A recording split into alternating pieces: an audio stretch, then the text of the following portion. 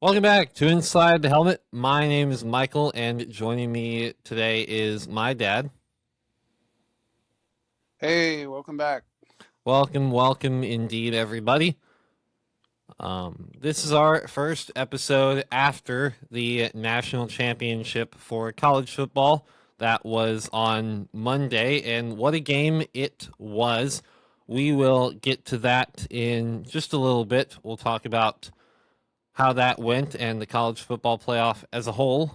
But first, we have a little bit of a inside the helmet topic for y'all, if you will.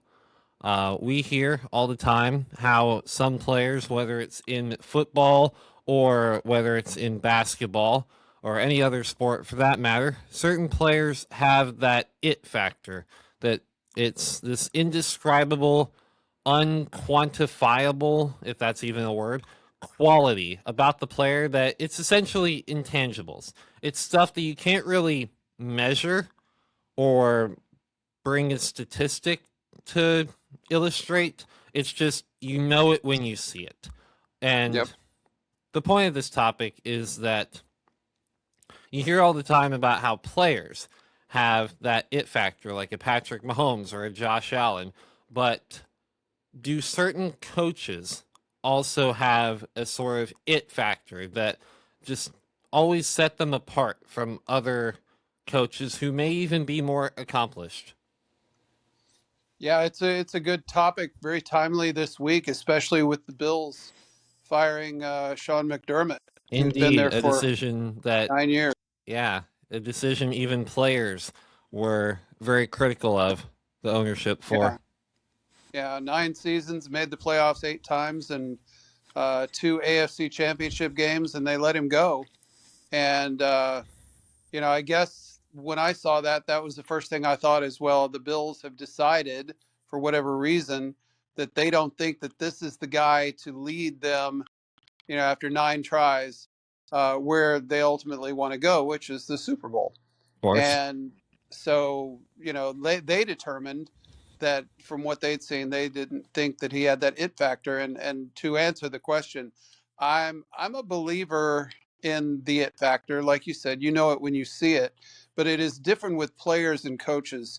Um, I've always kind of believed with players, you normally can tell really quickly if they have that it factor. I mean, players get better and learn and improve, but coaches, it's all about learning. It's all about being able to adapt your style and learn from what didn't work last season and come back with something new. So I think it's a little bit of a different discussion Of when you course. start talking about, do coaches have an it factor, because it's not just what are you born with, it's how do you adapt, what are you learning, what are you changing. um, so Absolutely. um, you think about some of the greatest names out there, whether it's college or pro. People in modern day will throw out the names Nick Saban, Bill Belichick. um, the interesting thing is both of them were on the Cleveland Brown staff together at one point, Yeah, and I don't between think at that point you would have said either of them would go on to be as great coaches as they're regarded now. yeah. um, so I think the it factor with a coach is a little bit harder to assess. It really, you have to give them time. And I was talking to you before the show about Larry Brown, the old basketball coach, who Mm-hmm. was probably the biggest guy that I could think of in history.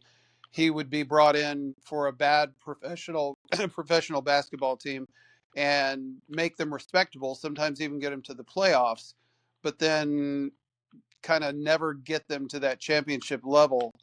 And so then they'd let him go and he'd go off to go rebuild. He was a rebuilder, but not necessarily a championship guy.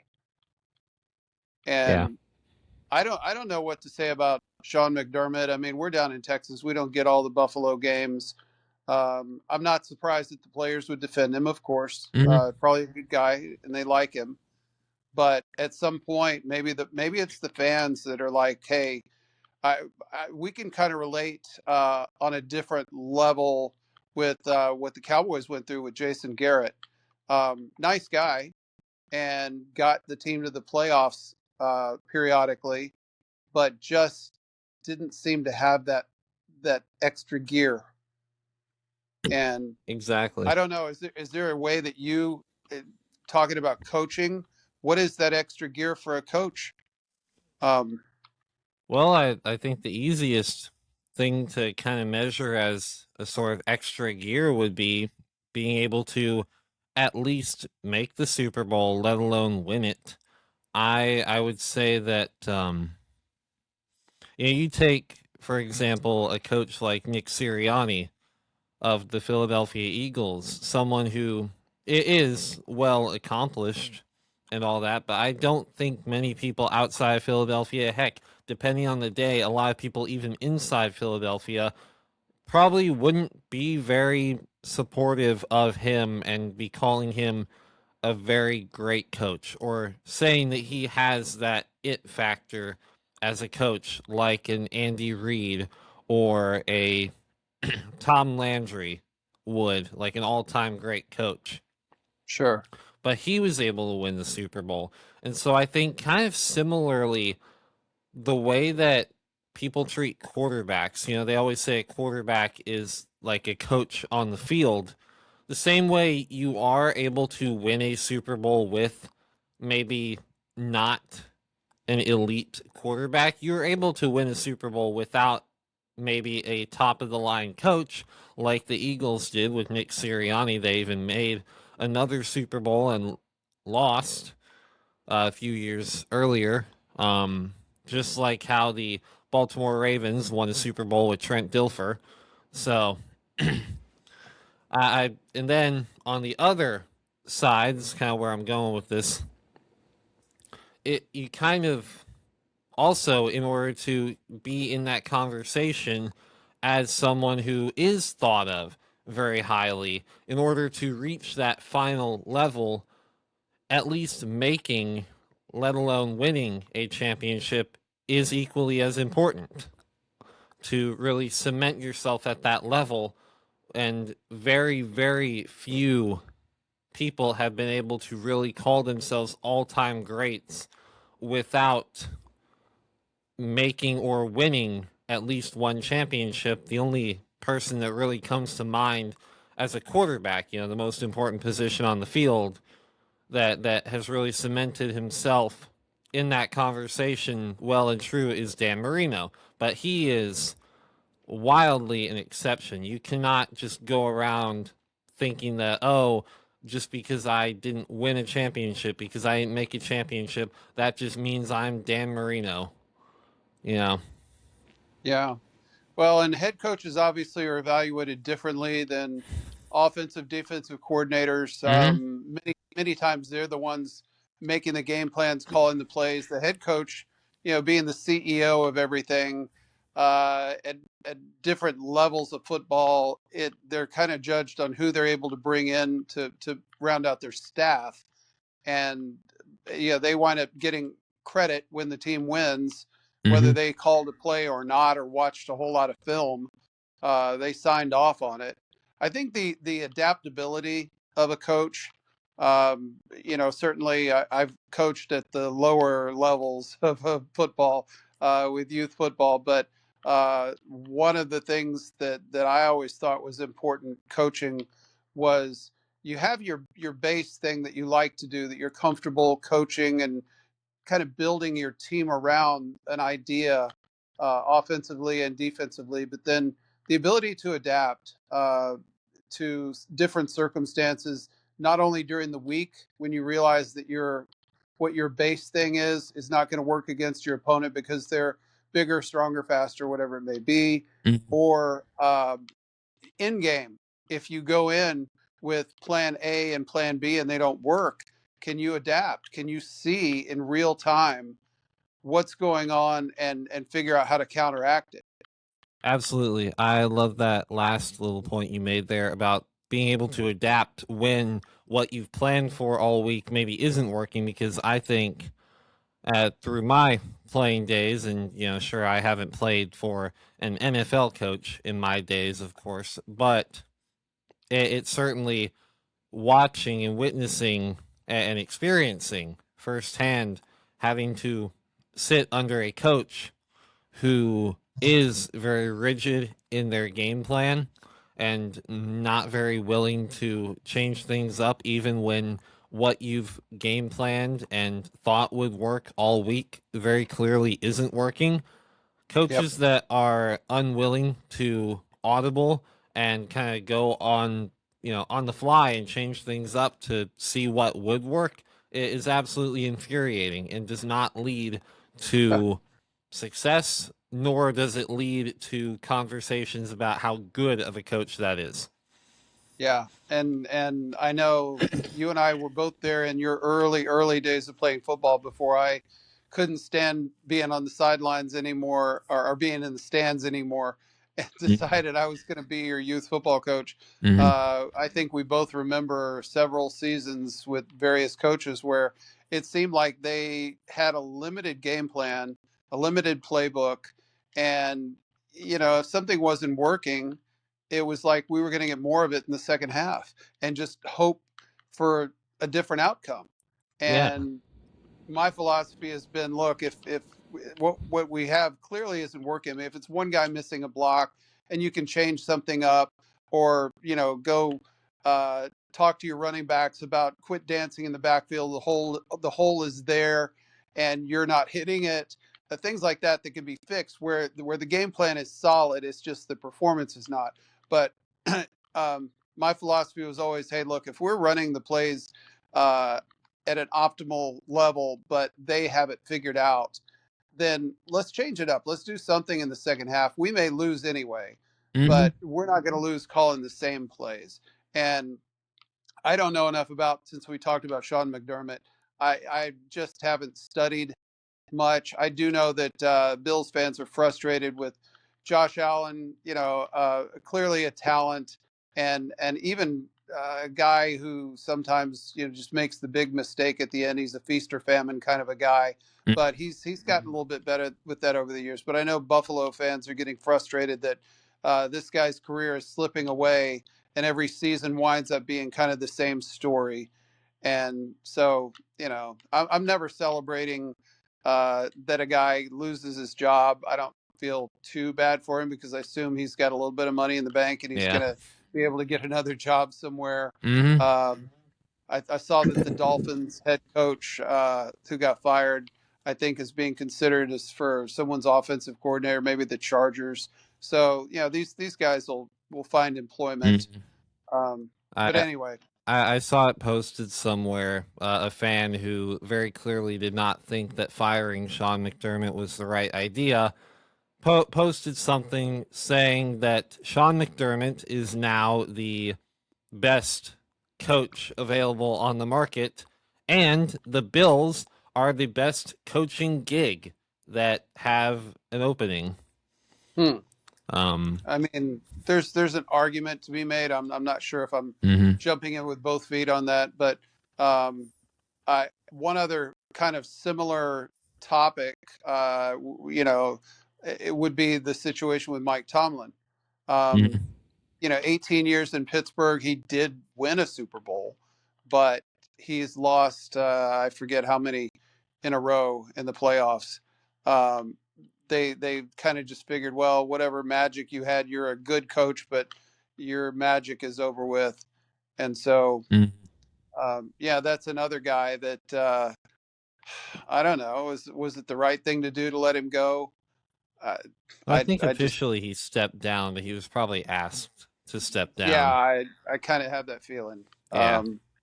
Yeah, I mean they got him Aaron Rodgers. He's been saying, well, if we just had a legitimate quarterback, and they went out and got old Aaron Rodgers this year, Hmm. and couldn't make a serious run, so they he probably got frustrated too, and just it's going to be interesting to see what happens with him, because I always thought he was a good coach, not a Hall of Fame great coach, based upon his playoff record and everything, but definitely a very good and respected coach. So, speaking of coaches, I know you wanted to segue and talk about the national championship game. Hmm. Interesting guy, that Indiana coach. Really interesting guy because he doesn't come across at all like the modern day coaches. Um, Something different about him. He seems a lot more like your next door neighbor Yeah. than some of these rigid football coaches. Well, he also it's interesting you say that he doesn't seem like one of those rigid football coaches. I think sometimes he does. I think in fact most of the time that is what he's trying to put forth is this appearance of this tough football coach. I mean, you listen to his interviews when he particularly when he got hired at Indiana, what was it, 2 years ago? Yeah. Um, he had this now very well known quote of "I win, Google me," which seems very one very bold, but two Yeah. very blunt and like something that someone who maybe is not all young and into all this media stuff like a Nick Saban or a Bill Belichick. I know Nick Saban and Bill Belichick now, after their glory years, have gotten more into the media and doing commercials and being on ESPN and all that. But in their heyday, when Nick Saban was at his height at Alabama and Bill Belichick with the Patriots, they didn't, play around and have fun with the interviews. They were very much stone faced, give very direct, very serious professional responses. Yeah. Very stoic. Mm-hmm. Um, Very, very much. they are, but this coach is it's he's an interesting story, but of course the real big story is the quarterback. Mm-hmm. Um, I think I had heard, but I didn't fully appreciate until after the game that he was grew up just in the shadow practically of Miami Stadium, wanted to go there, was a two-star recruit, couldn't even get them to take him as a walk-on. And his final college game after winning the Heisman Trophy is at Miami Stadium against Miami for the national championship. And I'm not sure yet what kind of a pro quarterback he's going to be. I do know this for a college quarterback, he had the it factor in spades. Absolutely. Every time Indiana needed a play, he wasn't putting up gaudy stats or anything. They ran the ball a lot more than I realized until I started watching them in the playoffs. Um, it seemed like their offense was really built and focused on making 3 or 4 yards every play and just staying ahead of the sticks. That was their whole philosophy. They ran a lot of checkdowns, a lot of running plays, just to make it third and manageable. And boy, whenever they needed a big play, man, Mendoza just some guys just have it, and he had it. And Mm-hmm.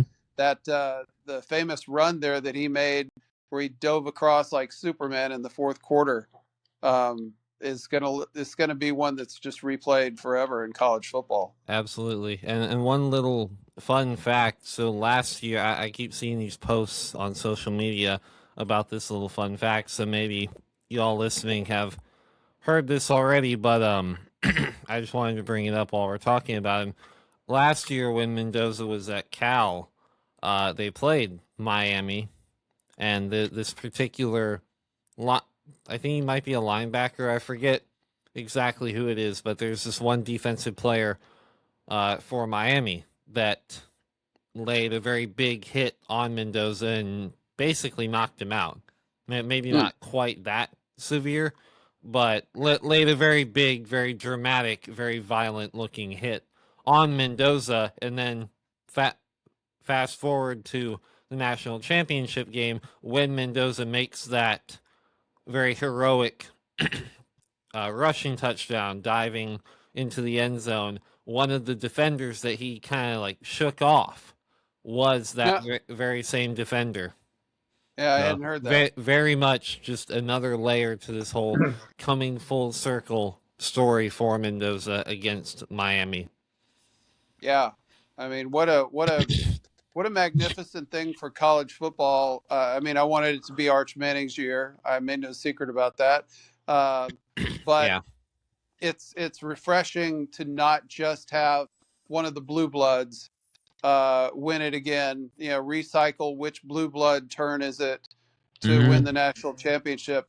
I also thought it was interesting when they were talking in the aftermath about how until this past season, Indiana had the worst winning percentage in football. No, second worst maybe of all time. They have seen that.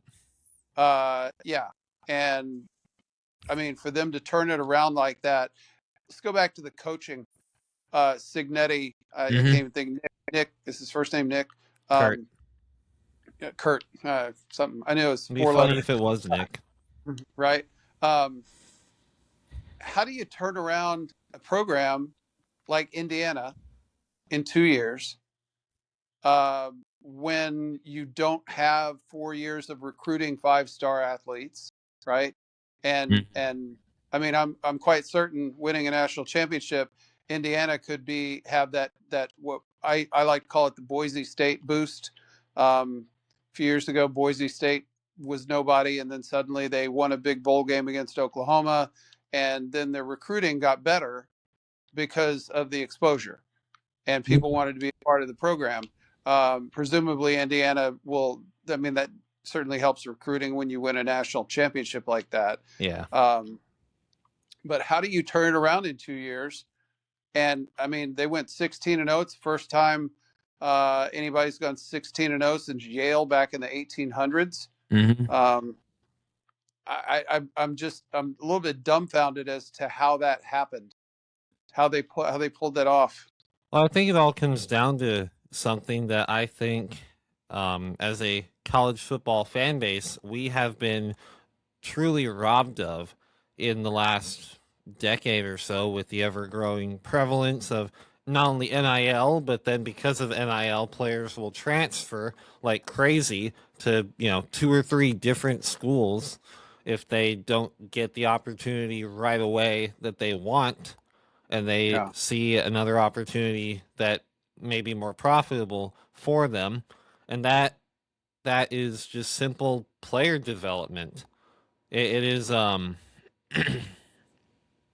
it's something that has gone around as maybe a criticism of Indiana to try and delegitimize, is that a word? yeah, It basically kind of knock them down a peg and make an excuse for why they won the national championship and went undefeated. It's like, oh, well, all your players are like 23 years old. I think that the average age for Indiana is like 22 or 23. Like these guys are they're very upperclassmen heavy, very senior heavy, and a lot of people are using that to detract away from them. But you also have to think about the fact that these guys were not the most highly touted people coming out of high school. They were maybe late bloomers. They needed the extra time to get to the same level athletically and just as a team that all these other big powerhouse schools they're able to recruit all the five stars. It took them a little bit longer to get to that level. And then once they yeah, got to that level, then they won it all because they were properly developed and raised as a team. This is why I honestly think really highly of Kurt Signetti because he was able to win this national championship and have this great turnaround without just looking to the portal like we've seen some other teams do in attempt to turn their program's success around quickly. yeah. Yeah, it makes sense. And I think I've actually seen, I don't follow it like I did a few decades ago, but college basketball, Mm-hmm. where guys would come in and be one and done and go off to the NBA. You would start seeing teams that would win the national championship that their best player was not even sometimes the top 10 draft pick. Mm-hmm. And, but they had developed a team and like you said, maybe they were senior heavy in their rotation, and so it was a men against boys thing, and maybe that could wind up being something that gives hope to some of these schools that are not traditional powerhouses. Mhm. If we can just keep our guys around, I mean the guys who have all the studs and everything, they're going to go to the draft early, and you're going to have to go into the portal. Kind of the what we're seeing so far out of the Texas Longhorns in the off season. They're losing some names, some name players, because they know that other big name players are coming in, Yeah. and so maybe there's going to be two different ways of building a team. Hmm. Yeah, Um, and honestly, my thoughts about the people that are having this negative association with Indiana's strategy of raising up their own players to properly develop them to be able to win a national championship by the time they're seniors or so. My response to people who think that that illegitimizes their title is, well, then why didn't Miami do that? There are millions of college juniors and seniors and fifth year students in the country.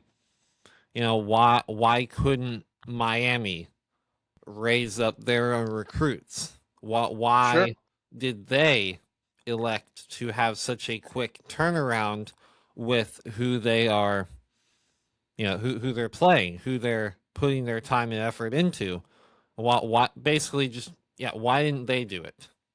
Because Yeah. surely Well, they have plenty of seniors and juniors on their roster that have been there for 3 or 4 years. Why weren't they playing? Why weren't they properly developed to be even better if they were supposedly better recruits than Indiana's players coming out of high school? So they should have had a head start.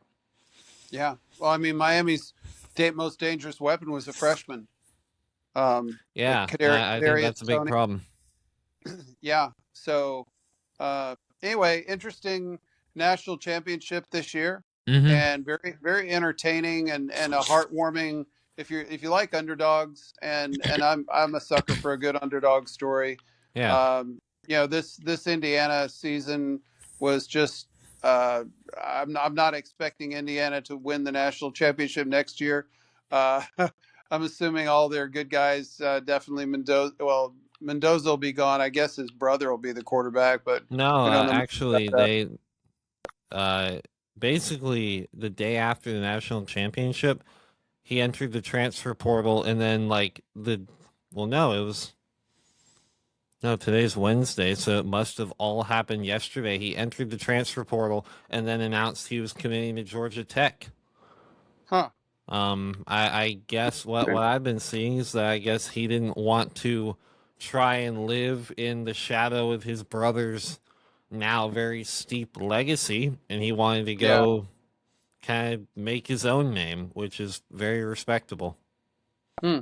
And No, it's not like I he just tried to trust that. transfer to like Alabama or some like really top of the line school or anything to just try and Sure. piggyback off of a great program. He transferred to Georgia Tech. Hmm. Not exactly the number one team in the country. So No, not exactly. Interesting. it'll Okay. be Um, interesting to see. well, college football season is over, but we are down to Mhm. the final four in the NFL. Yep. Any? Are you surprised at the final four? I'm surprised the Any of them surprise Broncos you? made it. I'm surprised the Broncos made it past the Bills, but I'm not surprised that the Bills. The Bills are honestly very much the Josh Allen of football teams, if that makes sense. And I get a lot of this is due to Josh Allen, obviously being their quarterback, but they're a very much sink or soar type of team where they'll either blow you out by 50 or they'll have 5 turnovers and lose. Yep. Yep. And that I had predicted that the Bills would do very well against the Broncos, especially having been in the playoffs a lot in recent years. And so I figured they would know how to play in the playoffs a lot better than the young Broncos would. And I also just don't think super high of Bo Nix. So, See, but I'm I a was fan. proven wrong.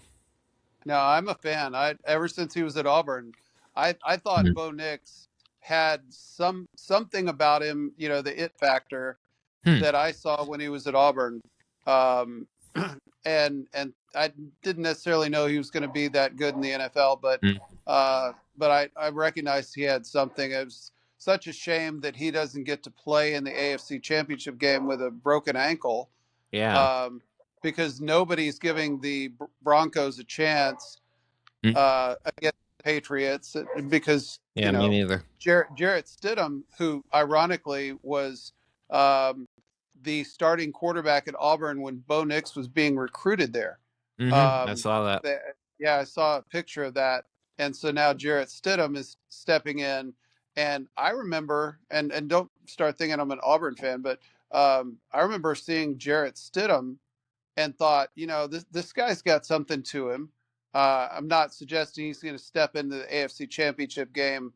Everybody would be shocked if he did, step in and do really well because he hasn't really played in the Yeah. NFL. But he was a legitimate college quarterback. He's a legitimate backup, at least in the NFL. But I think everybody thinks that the Patriots are going to handle the Broncos. Be really surprised if they didn't. Yeah. So the intrigue is really more over in the NFC. We have the Rams and the Seahawks. And I remember earlier in the season, maybe about a third of the way through, we were guessing. So if you had to pick a Super Bowl winner now, at one point I was picking the Rams. Mhm. And then just about every time I think they were good, they'd go out and just get trounced by somebody bad. The Seahawks have not been on TV down here where we are very much. Mhm. Uh, I know I hear things about their defense. I know Darnold is having another really good season. Can't believe the Vikings let him go. Yeah. So um, I think, though, probably the betters would say that the odds makers would probably lean Seahawks. So I would understand why they would. later, yeah. Um, it's going to be that's going to be the game that's interesting because uh, Mhm. for all of Darnold's magic the last couple of years, uh, the one thing that we do know is that with the numbers and the Super Bowl that he did win, Matthew Stafford is a Hall of Fame quarterback, He and is. he might not be first ballot if he doesn't win another Super Bowl, um, Mhm. but still, it's it's Darnold who's kind of revived his career the last couple of years against Stafford, who is a Hall of Famer. And anytime you're talking about a Hall of Fame quarterback, I have a hard time.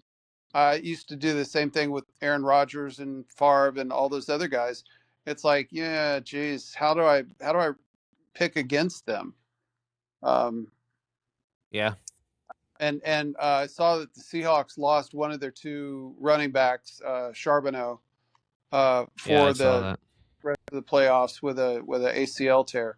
So you know, could wind up being a fairly interesting turn of events. I don't know. What if we wind up with Broncos and Rams? Um, I don't think that's gonna happen. Yeah, What if then I think it would be an even easier Rams Super Bowl win than I'm already predicting.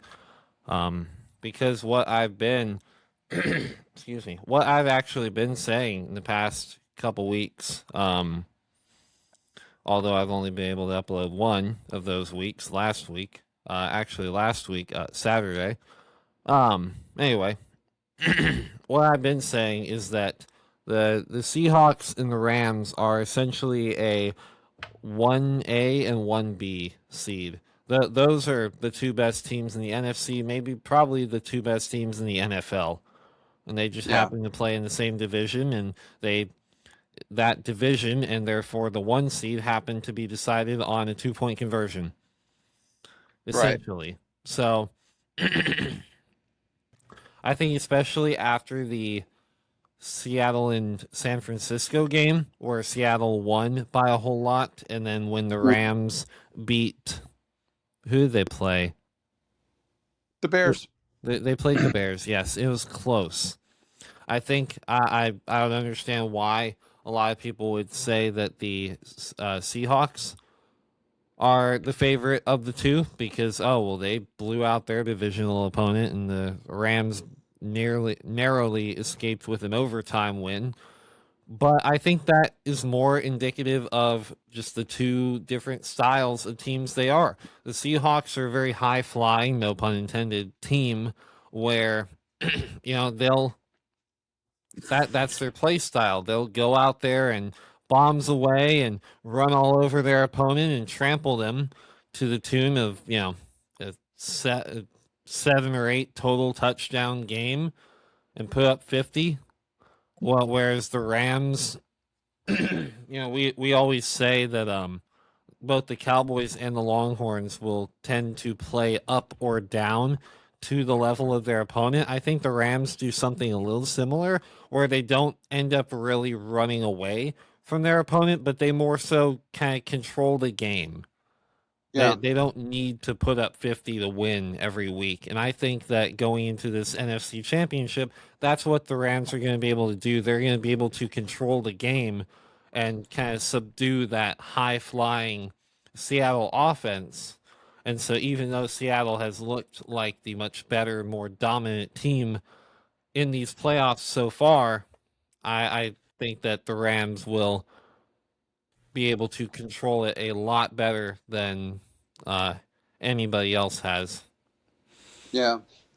Well, I mean, we'll see. That's why they play the games, and Yeah. I can't say that I'm super excited about any of the remaining 4 teams. Um, Yeah. I was kind of intrigued if maybe it would be Josh Allen's year since Mahomes was out. No, I was hoping it would be. Seeing the development that Caleb Williams made this year from being just an athlete, not really reading past his second read ever. It seemed like he really progressed He this did. season to become a lot more complete overall, stay in the pocket, read the progressions, quarterback. There were other more intriguing teams out there. I won't even mention our beloved Cowboys, who just No. until they find a defense, they're not even going to sniff the playoffs. But yeah, I would like to mention while we're on the topic of our Cowboys, I'd like to mention our fellow Texas team to the southeast, the Houston Texans, last week. Again, on Saturday, so a few days ago, when I kind of did my makeup episode to account for the technical difficulties that had prevented me from uploading the previous 2 episodes, which have hopefully been solved by now. If you're seeing this, then they have been, obviously. Anyway, I had talked about the Texans and how they had gone on this almost methodical 10-game win streak to claw out of the depths of the hole that they had dug themselves into, looking like a truly awful team, riddled with injuries and offensive problems in the early parts of the season, to then go on this 10-game win streak and climb all the way to the 5 seed and then blow out the Steelers in the wild card round. And so I had personally said that if it's saying your recording stopped. Are you there?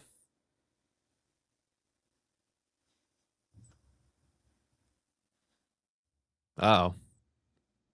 Hello? Okay. Can you hear me? Yeah. Did you lose connection or something? Had a call that was trying to come in.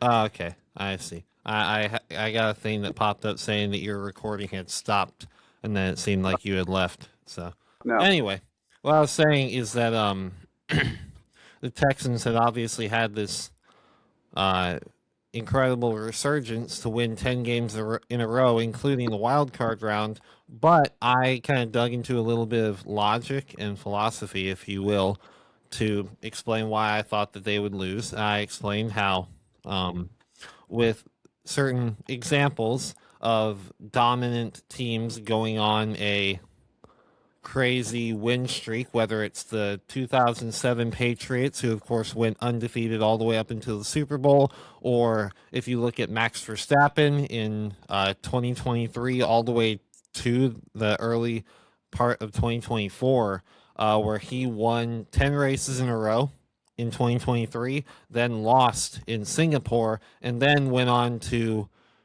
carrying through the first two races of 2024 before he lost again, won 9 races in a row. So, had he not had that one bad day, he would have won 20 races in a row, doubling Well, the record that he set with that 10 race win streak. And similarly, the Patriots just had one bad day. It just happened to be in the Super Bowl, and that's what prevented their undefeated Super Bowl winning season.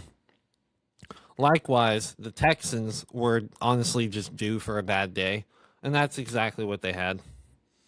I don't think that one game is you're going to tell the whole story of CJ Stroud. I know he's getting a lot of criticism right now, and deservedly so. He played terribly, but I wouldn't go as so far as to write off his entire career just off of that one game.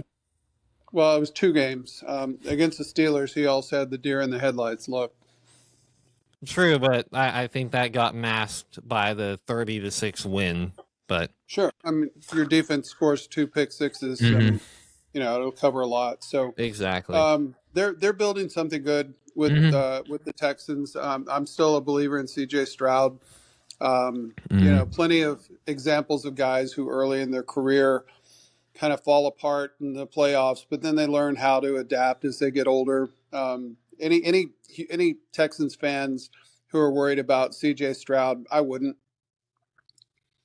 Yeah, I think he's I going to be would fine. I wouldn't worry too much. I mean, he's still young. He's still developing. So Yeah. now Yep. is not the time to be concerned. Maybe if you're still having these concerns in another 2-3 years when his rookie deal is up and it comes time for an extension, then yeah, maybe it'd be time to raise a few red flags there, but not yet. Y'all still made the playoffs. You still went on a 10-game win streak to make the playoffs to claw your way out of like top 5 draft pick conversations. So, Sure. And he's a humble guy. He's not walking around all arrogant, pointing fingers at other guys after the game. I think he's the type of a leader who's going to internalize and look and say, okay, how do I improve myself in the off season and yeah. set the example? And I expect them to come back and be a strong team again next year. So Yeah, I agree with that. yeah. So playoffs are going to be interesting. What we've got left, and I guess next week we'll come back and talk about you know Talking uh, about the Super Bowl matchup. talk about the Super Bowl matchup. That's right. Mhm. Okay. I assume we're both picking the Patriots to make it. Yeah, I think you have to. No Um, faith in Jared Stidham. just haven't seen him since college. I think Yeah. if Bo Nix was there, I might actually pick the Broncos. But yeah, Really? I'm going with the Patriots, and um, I haven't seen enough of the Seahawks to get behind them. I have seen enough of the Rams, and the Rams are certainly capable of beating the Seahawks. Yeah.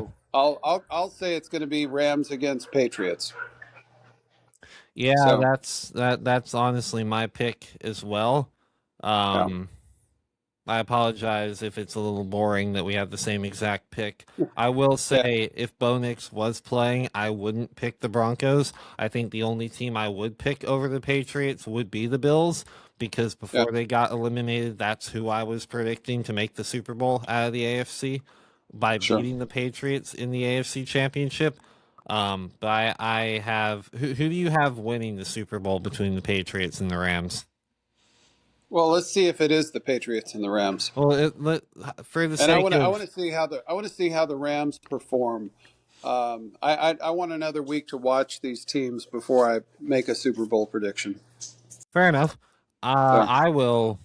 I will make up for your lack of a Super Bowl prediction by making two.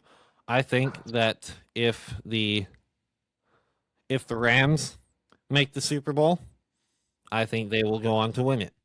I think if the Seahawks make the Super Bowl, I think the Patriots will beat them. okay. To just add a little bit of layering to the predictions, give us a little bit more to come back and reflect on in 3 weeks when it's over. Okay. Yeah. Do we have anything else we want to talk about? I think we've covered it tonight. All right. Well, I guess that just about wraps it up. So thank you everybody for tuning in. Be sure to follow us on Spotify, the Inside the Helmet podcast. If you aren't already, follow on Instagram, the same name, Inside the Helmet, and subscribe on YouTube if you're watching on that. But again, thank you for tuning in, and we will hopefully see you guys next week with some coverage of the conference championship game results and the upcoming Super Bowl matchup. Thank you. Awesome. Take care. God bless. Mm-hmm.